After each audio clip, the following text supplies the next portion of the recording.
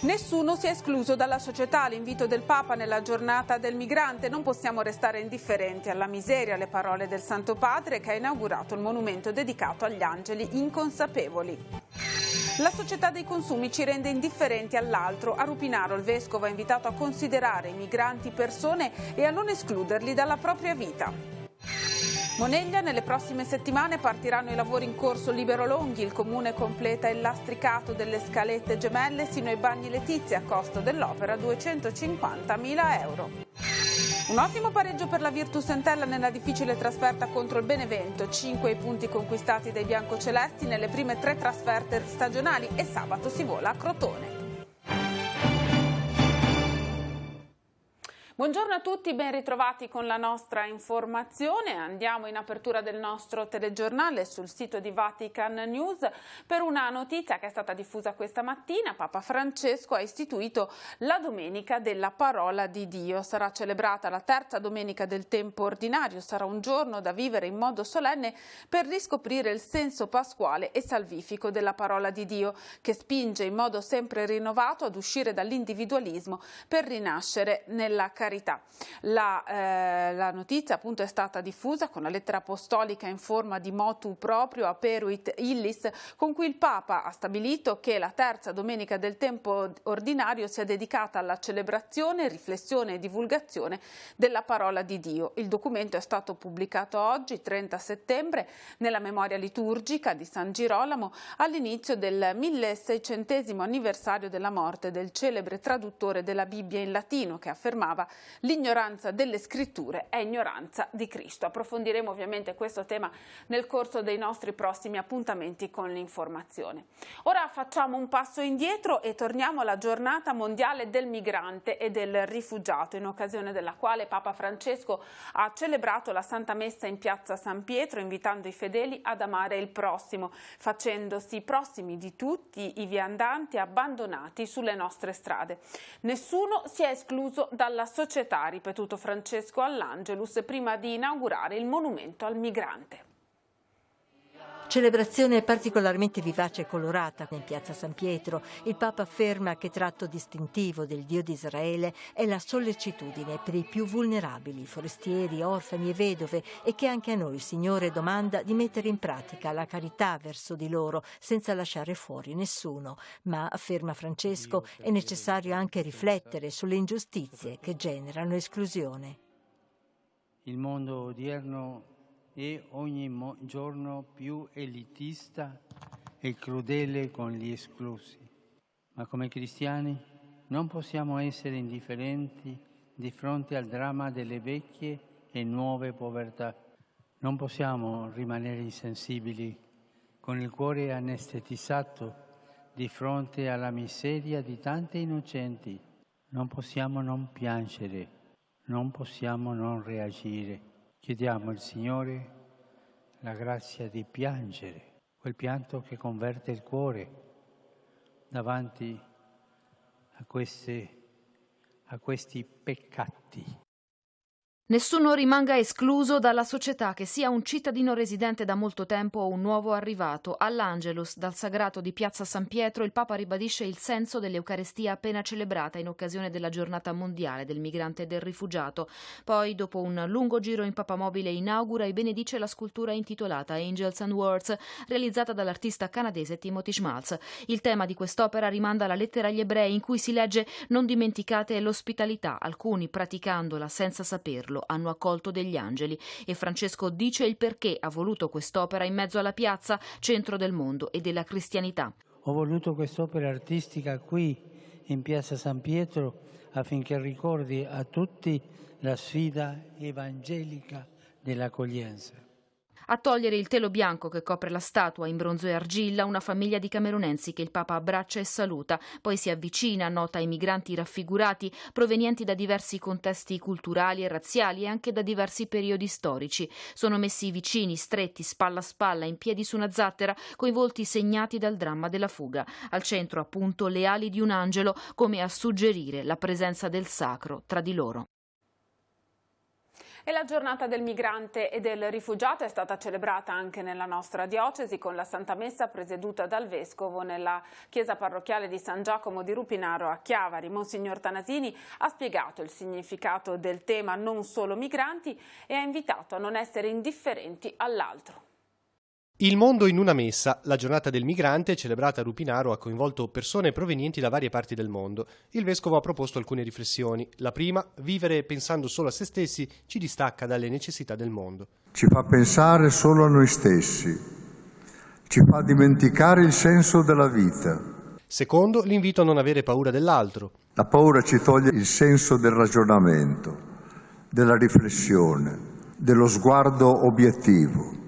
A meno che non si tratti semplicemente del nostro egoismo. Terza riflessione dunque, l'invito a farsi prossimi all'altro, a mettere gli ultimi al primo posto e condividere con loro la vita anziché escluderli. Ma vedete come si allarga questa esclusione? Diventa esclusione di tutti coloro che ci danno fastidio. Certo è un tema complesso, dice Don Beppe Culoma dell'Ufficio Diocesano Migrantes, ma queste giornate servono per aumentare la consapevolezza e contrastare l'indifferenza. Occorre superare gli slogan di chi dice dobbiamo chiudere tutto e superare gli slogan di chi dice apriamo tutto e capire, comprendere che occorre lavorare per una politica adeguata, reale, che affronti questo problema. Alla celebrazione c'erano fedeli italiani, moldavi, ucraini, nigeriani, latinoamericani e filippini, ciascuno con le proprie tradizioni. In Moldavia c'erano problemi, non c'era futuro? Sì, per lavoro, per i bambini che devono studiare, devi farsi un futuro e tutti noi siamo andati quasi in tutto il mondo. Noi vogliamo integrarci, però troviamo queste mura che non ti guardano come una cosa diversa, strana, allora questo ci fa un po' andare indietro e non ti aiuta. Da dove arrivi? Da quale paese arrivi? Lampedusa. E prima di Lampedusa? Napoli. E di quale paese africano sei? Nigeria. Ora andiamo a Moneglia, il Comune sta per avviare il cantiere per il completamento del lastricato di via Libero Longhi. Intanto la città si prepara a festeggiare il decennale del gemellaggio con la cittadina tedesca di Engen. L'intervista al sindaco. Completata la riqualificazione della piazzetta delle Poste, il Comune di Moneglia mette mano al controviale di Corso Libero Longhi. Nelle prossime settimane aprirà il cantiere in corrispondenza delle cosiddette scalette gemelle che collegano il centro città al lungomare. Il lastricato andrà a sostituire l'asfalto, completando il tratto sino ai bagni Letizia. I lavori consistono sia nella pavimentazione, che ora è in asfalto, che viene pavimentato in pietra, sia nel completamento di sottoservizi, illuminazione e rete urbana. Quanto riguarda i costi? Il costo dell'opera complessivamente si aggira intorno ai 250.000 euro. Abbiamo attinto un finanziamento regionale partecipando a un bando del settore turistico per 120.000 euro e la differenza ovviamente è a carico del bilancio comunale. Moneglia archivia intanto l'estate. Partita a rilento, dice Magro, in piena stagione c'è stato un buon recupero. La città si prepara ora a celebrare il decennale del gemellaggio con la città tedesca di Engen, un legame nato a fini turistici ma anche per favorire scambi culturali e che nel tempo ha dato risultati positivi. Per festeggiare questo anniversario sono previste una serie di manifestazioni che partiranno da giovedì sera con un concerto di musica genovese, andranno avanti il venerdì con un concerto di musica classica e si completeranno il sabato con una serata musicale italiana, dopo altri eventi come l'intitolazione di una via a questa cittadina tedesca e eventi come le visite guidate, perché parteciperanno circa 100 persone provenienti dalla Germania, alcuni non sono mai venuti in Italia, quindi sarà un modo per farci conoscere. Ci sarà anche una sorta di sfida di canottaggio un po' pittoresca tra noi che siamo abituati all'ambiente marino e loro che sono sul lago di Costanza. Riprenderanno ad ottobre gli interventi per il ripristino del litorale di Borgo Renà a Riva Trigoso, con la realizzazione della scogliera di massi e il ripascimento finale della spiaggia. Nel contempo saranno anche effettuati gli interventi sui pennelli di Sant'Anna, difesa del litorale della Baia delle Favole.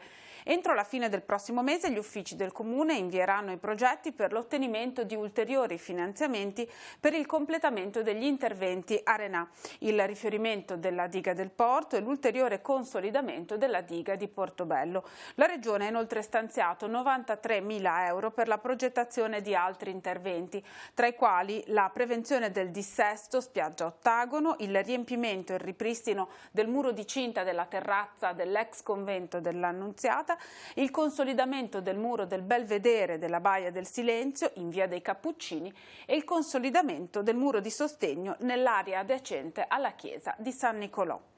Vigili del fuoco in azione ieri pomeriggio a Bogliasco, in località Poggio, per l'incendio di una porzione di bosco. Gli uomini della squadra del distaccamento di Genova Est, impossibilitati a raggiungere il posto con gli automezzi, hanno spento le fiamme a mano utilizzando attrezzi manuali quali battifuoco e pale. Il pronto intervento ha permesso di circoscrivere il fuoco in fretta e limitare la superficie bruciata a circa 900 metri quadri.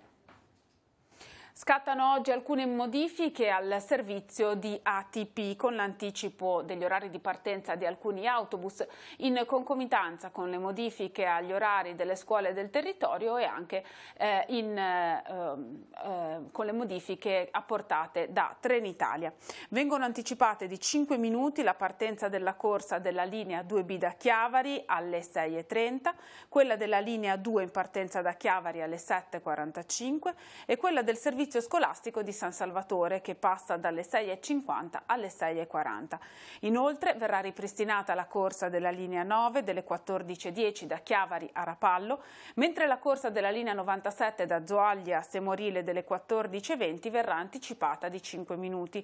La corsa della linea 90 da Zoaglia a Rapallo delle 14:55 verrà anticipata alle 14:05 e sarà istituita la corsa da Rapallo a Zoagli delle 13:20. Ora sfogliamo le pagine dei quotidiani in edicola questa mattina, poi ci ritroviamo per tutti gli ultimi aggiornamenti e lo sport. Corriere della Sera titola manovra elite tra gli alleati, Di Maio in finanziaria solo il salario minimo, risponde Franceschini, Di Maio parla solo per il Movimento 5 Stelle, non per il governo. Le spine, vertice notturno a Palazzo Chigi, convoca Conte i leader, i renziani se sale l'IVA votiamo contro. Le domande senza risposta, lavoro, previdenza e industria, questo secondo Dario Di Vico, e la Lega prepara il Popolarellum, una nuova legge elettorale che elimina praticamente di fatto la parte proporzionale. Data Room, i mammografi 3 su 10 che non vedono i tumori al seno, questa è la rassegna, appunto la rubrica di Milena Gabbanelli. E poi andando sotto, sempre sulla prima pagina del Corriere della Sera, missione Stati Uniti, Pompeo in Italia, si tratta sui dazi, il segretario di Stato, rottura con l'Unione Europea. E in Austria Kurz trionfa, ma il crollo dell'ultradestra mette in forza il suo governo, il leader dei popolari riconfermato cancelliere, il ritorno dei Verdi. Vediamo sempre all'interno del Corriere della Sera ad un'intervista al cardinale Edoardo Menichelli, il dolore va lenito, non diventi il criterio per fermare una vita, no a scontri di parte. Menichelli, ora un confronto sereno dopo la consulta, il limite delle cure, la Chiesa è contro ogni accanimento, ma esistono le cure palliative. E poi dice ancora, lo Stato ha questo potere di legiferare sul nascere e sul morire, non tutto ciò che è legale è morale. E siamo adesso al secolo XIX che titola Porto, aziende e futuro digitale, così cambia l'economia ligure, terminal di Genova piace ai big dello shipping da Singapore a Miami, parte dalle banchine la rivoluzione 4.0 dell'industria in regione, Ansaldo Energia scelta più adeguata. E poi il governo alla battaglia dell'IVA, il ministro Gualtieri non escludo ritocchi, devo trovare 23 miliardi, Renzi e Di Maio contro gli aumenti selettivi. Il commento di Alberto Mingardi, il rischio di una manovra senza ambizioni. E poi le elezioni in Austria, trionfa Kurz, boom dei Verdi, frana l'ultradestra. Il manager delle autostrade, spendiamo meno, l'ombra dei ribassi sul disastro del Morandi, disastro anche per il Genoa, naturalmente un altro tipo di disastro sportivo, tracollo Genoa, Gattuso in pole per sostituire l'attuale allenatore e poi Entella rimonta e sfiora il colpo. Chiavari, un anno disastroso per il miele nell'entroterra del Levante, l'allarme arriva da Coldiretti e poi Chiavari apre alle biciclette, via Vittorio Veneto, gara per le ciclabili. Siamo sulla pagina del Levante, appunto l'amministrazione investe sulla mobilità sostenibile per consentire alle due ruote di spostarsi in condizioni di sicurezza. È scattata la gara per le piste ciclabili. Sempre a Chiavari, tubazione da rimuovere, lavori da oggi in Piazza Roma, a Chiavari appunto. Siamo allo sport, L'Entella subisce, soffre, riesce a rialzarsi, alla fine sfiora il colpo. Gara di cuore e carattere, i campioni sfiorano il raddoppio, ma Contini e Super, Sernicola firma il pari, poi Schenetti e De Luca vanno a un passo dal 2-1. C'è una informazione di servizio in ambito sanitario. Il 4 novembre cessa la propria attività Cristina Rottola, medico di medicina generale convenzionato con il Comune di Lavagna. Gli assistiti dovranno presentarsi a partire dal 4 novembre agli uffici dell'Anagrafe Sanitaria di Chiavari muniti di libretto per provvedere alla scelta del nuovo medico di medicina generale. Per gli aggiornamenti ora andiamo in redazione da Giacomo Rizzi. Grazie Emanuele e un saluto a chi ci segue da casa. Questa mattina un uomo di 88 anni ha avuto un arresto cardiaco nel porto di Lavagna intorno alle ore 11. Sul posto l'ambulanza della Croce Verde di Lavagna e l'automedica Tango 1. Il personale sanitario ha rianimato l'uomo che è stato poi trasportato presso l'ospedale di Lavagna. Dalla redazione è tutto, la linea può tornare allo studio. Grazie, siamo allo sport, è terminata 1-1 la sfida fra Virtus Entella e Benevento, valida per la sesta giornata del campionato di calcio di Serie B.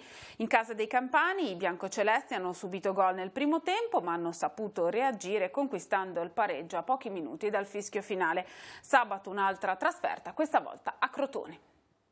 Un punto prezioso, quello conquistato dalla Virtus Entella Benevento contro una delle migliori squadre del campionato, con una rosa di giocatori che ha militato per la quasi totalità in Serie A ed allenata dal campione del mondo Pippo Inzaghi.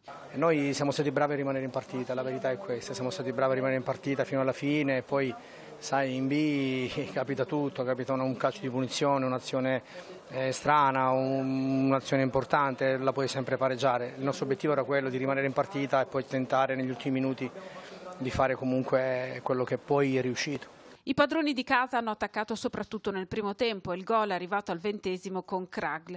I biancocelesti hanno saputo reagire, il pareggio è arrivato al 37° del secondo tempo con Leonardo Sernicola, entrato a sostituire l'infortunato Mauro Coppolaro. È lui a cogliere la deviazione di un difensore del Benevento sugli sviluppi di un calcio di punizione di Paolucci. Loro hanno qualità, sapevamo che potevano allargare il gioco continuamente giocando con un giocatore a piede invertito, ma noi lì dovevamo andare alle mezzali e far retrocedere Schenetti e lavorare contro due centrali del Benevento. A volte l'abbiamo fatta, a volte no, perché abbiamo perso anche molti 1 contro 1 e molti palloni in uscita e lì soprattutto nel primo tempo il Benevento ci è stato superiore soprattutto sull'impatto della partita che hanno avuto e sull'aggressività.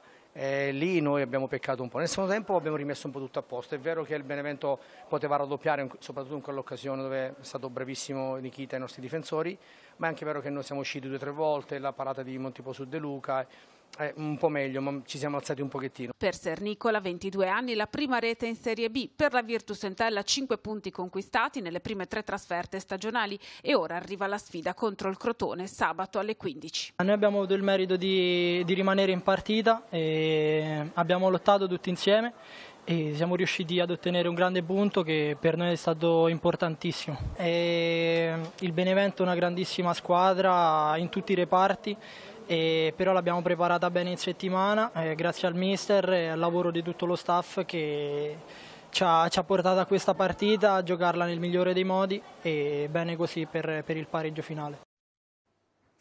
Benevento Entella andrà in onda martedì sera alle 20:30 su Telepace 3 al canale 115 e in contemporanea in HD al canale 515.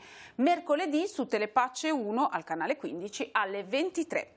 Il Rapallo Pallanuoto conquista la Final Six di Coppa Italia Femminile 2019. Nella prima fase del torneo le giallo-blu sono state impegnate nel girone B disputato a Firenze assieme a Bogliasco, Ancona, Florenza e Roma. Il Rapallo ha chiuso in classifica al secondo posto. Primo obiettivo raggiunto dunque per la squadra di mister Antonucci, che ora prepara la prima di campionato in trasferta a Padova. 3 ragazzi del liceo Marconi del Pino di Chiavari parteciperanno ai campionati mondiali studenteschi di beach volley che si svolgeranno dal 3 al 10 ottobre a San Vito Lo Capo. I ragazzi Simone Podestà, Federico Tomà e Enea Figini, passando attraverso le fasi dei campionati studenteschi, hanno vinto la fase nazionale, qualificandosi dunque alla Kermesse mondiale. Terminiamo così questa edizione di Tgulli Oggi. Vi ricordo che come sempre la prossima andrà in onda a partire dalle 19:15. Alle 21:10 potrete seguire una sintesi dei momenti salienti del convegno diocesano 2019 che ha aperto l'anno pastorale in diocesi. L'appuntamento dunque su Telepace 1 al canale 15 a partire dalle 21:10. Grazie per averci seguito e buon pomeriggio a tutti.